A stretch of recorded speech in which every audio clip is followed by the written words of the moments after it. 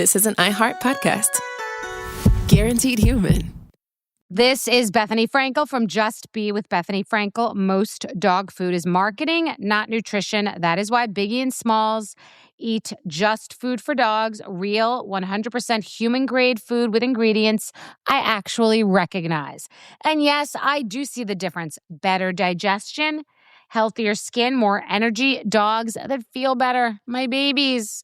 If you've been on the fence about switching, stop overthinking it. What's more important than your furry babies and their health? Go to justfoodfordogs.com right now and get 50% off your first box. No code needed. Just try it. You're listening to a podcast, so you're doing something else too, like maybe scrolling home listings on Redfin, saving places you like without thinking you'll get them, because that's what house hunting has become. But Redfin isn't built for endless browsing. It's built to help you find and own a home. Redfin agents close twice as many deals as other agents, which means when you find a place you love, you've got a real shot at getting it. Redfin helps turn saved listings into real addresses. Get started at redfin.com. Own the dream. This is Radhi Devluka from A Really Good Cry. A lot of wellness routines start with motivation and end somewhere between week 2 and a half-used supplement drawer. Groones was created to make daily nutrition simpler. Instead of pills or chalky green drinks, Groones packs over 20 essential vitamins and minerals, greens and prebiotics into a snack pack of delicious gummies. It feels approachable and not demanding. The convenient, comprehensive formula supports gut health, beauty, energy, immunity, recovery, and cognition in one daily habit. Groones contains 6 grams of fiber, which is more than 2 cups of broccoli, and the ingredients in Groones are backed by 35,000 research publications, which is part of what makes the formula so intentional. Groones is vegan, gluten-free, dairy-free, nut-free, and made without artificial colors or flavors. Plus, it's methylated, so key nutrients like B12 and folate are in forms your body can actually use. It's comprehensive nutrition designed for routines you can actually stick with. Get up to 52% off with code CRY at groones.co. That's code CRY at gruns.co. Ryan Reynolds here from Mint Mobile with a message for everyone paying big wireless way too much. Please, for the love of everything good in this world, stop. With Mint, you can get premium wireless for just $15 a month. Of course, if you enjoy overpaying, no judgments, but that's weird. Okay, one judgment. Anyway, give it a try at mintmobile.com/switch. Upfront payment of $45 for 3-month plan, equivalent to $15 per month required. Intro rate first 3 months only, then full price plan options available. Taxes and fees extra. See full terms at mintmobile.com. Welcome to the Black Mother Wound Podcast, a production of the Black Effect Podcast Network and iHeartRadio, where we center the stories of Black women as we heal from the painful relationships with our mothers. Welcome to the Black Mother Wound Podcast. I'm your host, Jennifer Arnice. Welcome back, y'all. Happy Tuesday, or whatever day it is that you are listening to this episode. I know last week y'all got a replay because I have been deep in the throes of becoming a mother of an official high school graduate. Vincent graduated from high school last week. I had family members over. I had friends over. People came from out of town. And baby, when I tell you it was perfect, I have been waiting for that moment since he was started, probably since the first day of kindergarten. And y'all know the journey of us is just being he and I, and me building a village slowly, intentionally. And so to see people take the time out of their day to get on the highway or get on a plane to come and see him and celebrate him, child, don't get me to crying. And it's really interesting because he didn't want anybody to come. He was like, why are people coming to my graduation? It's not a big deal. Why are you doing all this? Why are you cooking? Why are you cleaning? Why are you da da da da? And I was just trying to help him to understand that what he's doing, it deserves to be celebrated. You know, everybody doesn't graduate from high school. And even if they did, you still deserve to be celebrated. And he was having a hard time with that. It was kind of like, okay, I'm graduating high school. So what? Like, I don't know what the big deal is. Then the day of came and he started seeing like the food being put out and the drinks and the setup. And he was kind of like, this is kind of nice. Like, this is for me, and then everybody started to file in, people showing up, and we just kicking it. And then, so, they're there, go to the graduation, come back, hang out, everybody leaves. And I was like, how was it? What was it like having people show up for you for something that you did? And he was like, that was kind of nice. It felt good. And I want him to know that feeling. Two people came to see me graduate. My aunt came and my father came. My mother didn't come. I didn't have family members. I barely graduated, because I was in the streets. So I didn't grow up knowing that I should be celebrated, or even having someone benchmark a success of mine. And even though I've always thrown birthday parties for him as a kid, somehow I have passed that on to him, that like people shouldn't go out of their way for him to, applaud him. And I really want to undo that. So his graduation this past week was just a great memory for him, that he's important, that he's special. And even if you're doing something that you were going to do anyway, that wasn't hard to do, that you are seen. And I just think that's so important, because I didn't get that. And y'all know what it's like to be trying to parent your kids different, give them different experiences so they can grow up with like a different sense of who they are. And I hope he got that this year. I really, really do. And I hope he carries it with him. So yeah, that was that's what's been going on around here. But now to the topic at hand. I was thinking about this. I was driving somewhere and I just had to chuckle. And what I was thinking was, I thought me and my mother were close. Like, I really thought she and I were close. And I realized that I'm still coming to terms with our relationship. And some things are still hard for me to say. It's like, it's cringy to hear it come out of my mouth, because I don't know if it's I don't believe it or I don't want to believe it. Like, there's a part of me still, even after doing this work for 10 years and me and my mother being no contact for all of those years, that there's this part of me. I don't think it's that I wish that she was different, but my mind wants to hold on to memories of us in a good place so I can use them of evidence that I was loved. So I can use them as a benchmark for care. And letting myself come out of that and not trying to make something be what it's not is hard as fuck, because then it's like, if I don't have those pockets of moments, it's like, what do I have? And should I torture myself? Should I really torture myself by obliterating these ideas I had around us ever having a genuinely loving fucking relationship? And I know that we didn't. But I like to hold on to those. I like to pretend. It feels good to be able to say it to myself, right?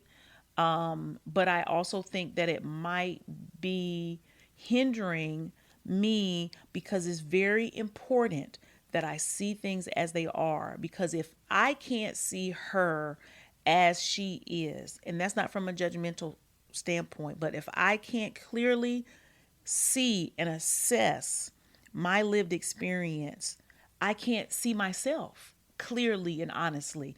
And I will always think I have a back door to create another reality, which is really disassociating me from the body I'm in now, the life I'm in now, the present moment that I'm in now.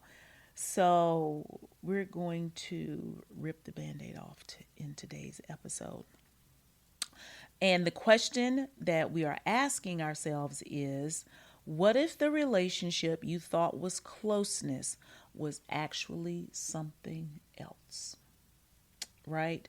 And I think that it's funny because have people come and talk to me, send me messages, and they say, I didn't know I had a mother wound. I thought me and my mother were close. We talk all the time. They may even live together. They take trips together. They plan things. They go shopping. They're girlfriends. And then they listen to the episodes and they start to resonate with some of the things that I'm saying. And then they're like, oh shit, I do have a mother wound. And in the back of their mind, in the back of our minds, we know that something is off, but we think we can be a good enough person, a good enough daughter, a good enough friend to fix it. That is just if we just keep tweaking it, that it'll be okay, right? That we can, that I don't even say, we're not even thinking we can repair it. But yeah, we can fix it. So this looks like, talking every day. Me and my mama used to talk every day. I would get up in the morning, brush my teeth, wash my face, be fixing my breakfast, and we're on the phone. I'm telling her everything that's going on in my life. We just chopping it up. We talking about nonsense. But I realized I had this urge to, like, really, I think it was an obligation. It was this impulse that I had to prove that I was her friend, that I had to prove we were close. So I had to tell her everything. I just had to expose myself to her at every moment. This is what I'm doing, and we're going here, and this is that. And part of me probably was happy to have her to talk to. But I also can remember if I didn't want to talk and I didn't want to call her, just maybe I'm just tired, I don't feel like talking to anybody, that I would feel guilty. And it's like, no, go ahead and call her because you don't want her to think some type of way. And I'm like, why would a daughter think her mother is going to think about her in some type of way if she doesn't call her one time? You know what I mean? But hearing it now, this shit sounds crazy. But back then, it was normal. And it drove me, and I followed it till I hit a brick wall. I used to always say that she's my best friend. I was so happy to tell people that my mother was my best friend because we talk all the time, and we going together, and we going to Steinmart, and we going to take a trip over to Ross, and, we going to ride around, and we going to go to the thrift store, and all these things are fun, and we did have a good time. But when I look back, we were engaging in activities. I was doing things that were her things. We never did the things that were what I liked to do. I didn't even bring up what I liked to do. I was so indoctrinated so much of the good daughter that I knew not to even unpack parts of myself around her because it would make her uncomfortable. We wouldn't have peace. She wouldn't support me. But that didn't matter. She was my best friend. So we're going to do however we can find the fun where she's happy with me, then that's what we're going to do. Right? And it makes me feel like, how can I, when I look back at that, I'm like, if you thought your mother was your best friend, and this is like off topic, I see now why I picked the friends that I did when I was younger. And I was like so ride or die for them. But it was the same thing. It was all about them, all about what they liked, all about what they wanted, all about what they wanted to talk about. And I never forced the issue, which you should never have to force the issue. That's what's crazy. It's like do you hear me talking right now? It's like, oh, I didn't force the issue to bring up things I like. To me, that was me being a good friend and me wanting to have friends.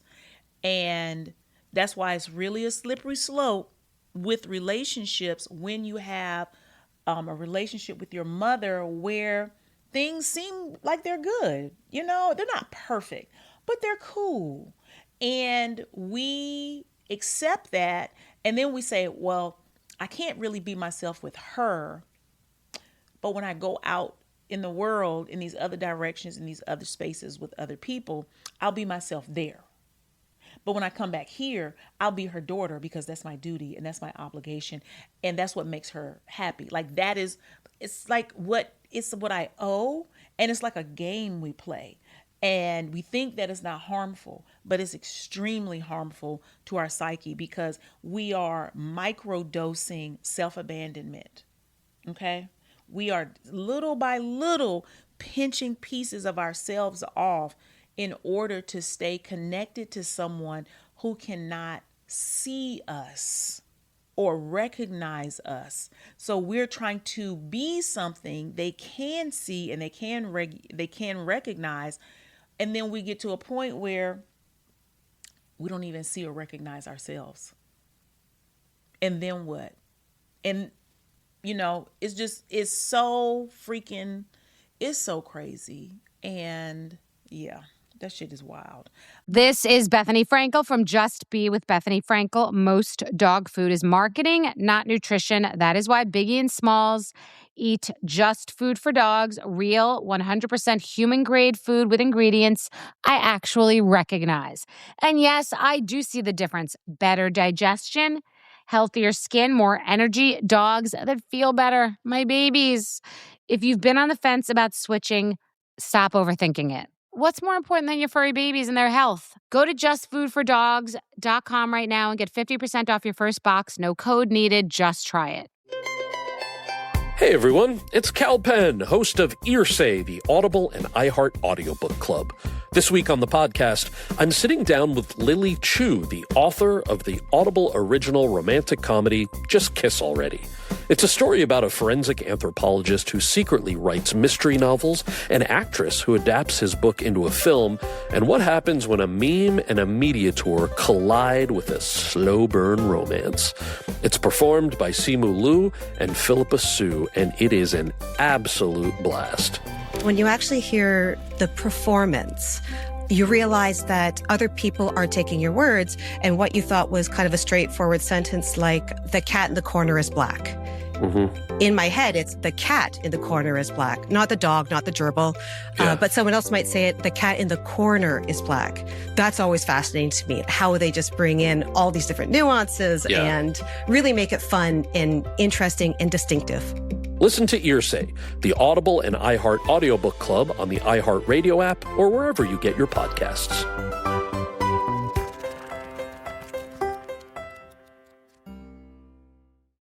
This is Radhi Devlukia from A Really Good Cry. Most wellness routines fail somewhere between day one motivation and where did I put that powder? That's where Grüns comes in. Grüns packs over 20 vitamins and minerals, greens and prebiotics into a snack pack of tiny, delicious gummies. No powders, no pills, just a simple way to support gut health, beauty, energy, immunity, recovery, and cognition. Plus, the ingredients in Grüns are backed by over 35,000 research publications. It's a convenient, comprehensive formula designed for real life. Get up to 52% off with code CRY at Grüns.co. That's code CRY at GRUNS.co.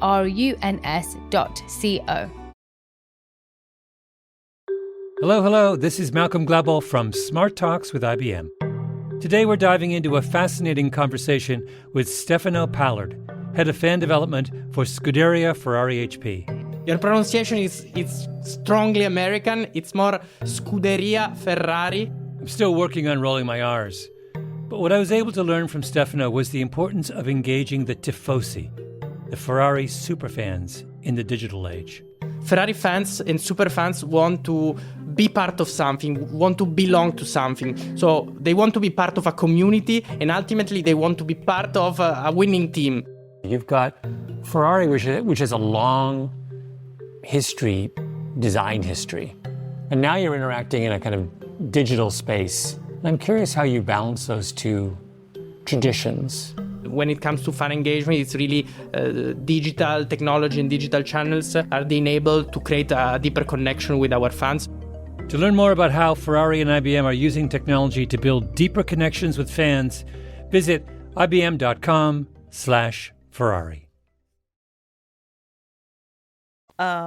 Not all mother wounds come from distance. Some can come from a lack of separation, because in actuality, what me and my mother had was enmeshment. And I haven't used this term in a while, but I used to always talk about your energetic and emotional umbilical cord, like the ways in which we as Black daughters are connected to our mothers energetically, and we're getting our nourishment from them, right? We don't have a sense of our own identity, and we have chosen and we have been raised to identify with a version of us that is only an extension of her wants, her needs, her fears, her desires, her dreams, her projections of the world, how she sees herself. We take all of that on in the world in order to stay connected to her. And so we never have our own sense of self. We don't have autonomy. That's what the Black mother wound is. You don't have the autonomy even when you think y'all are close. It's so interesting, like, to grow up, it's like, they say, the adults say, I'm not one of your little friends. I'm not one of your little friends. And then you grow up and it's like, oh yeah, we're best friends. Me and my mom are best friends. And there's some of y'all out here where that's what you have. I'm not saying it's not. But I want you to ask yourself, is it genuine closeness or is it enmeshment, right? And enmeshment makes you feel guilty for being yourself. Enmeshment makes you feel like you are betraying your mother if you show up in your full authenticity. And that's where codependence comes in, right? Because we're trying to, because we've done this all our lives, regulate our mother's emotions through our behavior, right? We know that if she's happy, she'll shine that light on us. And that's all we want. We just want to feel the warm, loving light of her affection, her attention, her approval. And so we shift ourselves and we put ourselves actually in a very dark place to do that. So then when she shines the light on us, it really never gets to be bright because we've dimmed ourselves so much, but we're so used to it that it's like, oh, okay, I'm happy to have that. I'm happy to have any part of that, right?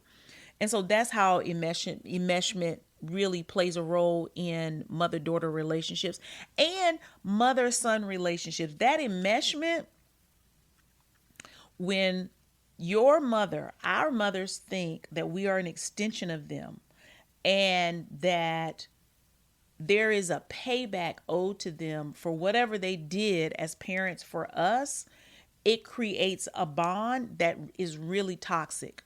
And it's almost like a vampire. It's like our life force, our youth, our passion, our dreams, our confidence is being siphoned off so we can maintain a relationship with the most important person in our lives, with the most important person ever. It's like that's our priority, to keep a relationship with her, because if we do that, then we're good people. That is the evidence. That's the trophy that I'm good, is that me and my mother are close. But are you really close, right? Do you feel guilty when you're making decisions and that your mother disagrees with? Do you need her approval before major life decisions? Do you feel responsible for her emotions? And do you have difficulty forming opinions that differ from hers? Those are some questions I want you to ask yourself to be able to come to some clear, honest conclusions about, is it closeness or is it enmeshment? And the fucked up part that really pisses me off is enmeshment is marketed to Black children as respect. It's not marketed as something toxic or abusive. It's really marketed as love and respect. If you love and respect your mother, then you will want her to agree with your decisions. You don't want her to be upset with you. If you really love and, care about your mother, then you want your opinions to be in alignment with hers, because that shows that she raised you right. See, when you have an opinion that's different from your mother's, it is like a slap in the face, because what you're saying is you're wrong. That's what they hear. And it's like, oh, you have found fault with me? That's not allowed. You're not allowed to find fault with me because I gave everything to you. Not realizing everybody makes mistakes. But they, and I don't want to say to their defense, but in a way to their defense, being a mother is about you doing it right the first time, right? And buying into that leaves them in a space where they have objectified themselves as the queen mother of all. And if you don't agree with their policies and practices, it is a personal blow to their identity, because their identity as your mother is that I make all the right choices. And if they feel like they don't, then they feel like they failed. And that's a pressure that has been put on mothers that's definitely not put on fathers. But then it gets passed down for the kids to continue to uplift that lie, right? And I just think that it's really important that even when you're doing this in ways that seem very harmless, it's like, girl, I just go over there on Sundays and just let her say what she gonna say. Child, just eat my dinner and get my stuff and go home. I don't even start anything with her.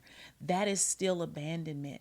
Imagine if you had a child. Y'all know I love using examples like this. Imagine you had a little girl and you tell the little girl, you're just gonna go over to Uncle Johnny's house on Sundays for a little while. He's just gonna, rub your shoulder a little bit, say a little funny stuff, wink his eye at you, and then you can come home. Don't say nothing, and then it's fine, child.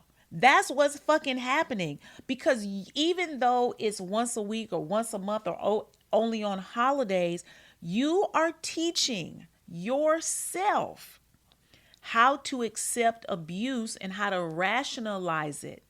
How to accept being not seen, how to be dehumanized and say, well, it's my mother. I don't want to get into it. I don't want to make a big thing, because next thing you know, she's going to call everybody and have them on my phone, and then da, da, da. And you, in essence, it's like quietly being bullied. And you also will then try to fix it with closeness. Mom, I'm gonna come get you tomorrow and take you to Costco. We're gonna go get some stuff. I'm gonna take, your birthday's coming. I'm gonna do this for you. To now, what you think you're doing is repairing by giving this closeness, but actually what you're doing is rewarding bad motherfucking behavior. Because she is behaving in a way that is disrespectful, is not loving. And then you come around and say, I'm going to reward that behavior. I'm going to let you do what you want to do and talk to me how you want to talk to me. And then I'm going to come pick you up and drive you all around town on Tuesday, so we can fix it and laugh and kiki and have another memory overlay that one. So you just want to put perfume on shit and then call it closeness. Yeah, that's not what we're going to keep doing. Question that I have here is, can you make a major life decision without worrying about how your mother will feel about it? Can you do it? right? And then if you're somebody who you're saying you're not in contact with your mother anymore, so you don't go through this, I want you to think about how you show up like this with other relationships. Could be a romantic relationship, your platonic friend relationships, other family members, where you're still playing this role of we're close, but y'all ain't really close because they don't really fuck with you like that. You know what I'm saying? And what this also creates is a parentification between you and your parent because they're behaving in an emotionally immature way, which then forces you to act in a mature emotional way. And then also while you're doing that, you're looking up to them as the parent, but you're acting as the parent. That's parentification. And that shit is backwards. And it creates this dynamic of win-win for her because she can behave any way she wants to and still get treated like a baby. And it's a lose-lose for you because you're taking and accepting treatment that is less than loving, disrespectful, toxic, abusive, and you got to swallow it and come back around and be the bigger person. And you still think y'all are close. I still thought that we were fucking close. And I think I might be disassociating a bit even as I'm talking about this because my mind will not let me feel the pain of this, but I know it's painful because it's like I can't even deal with that right now. So what the fuck did we ever have?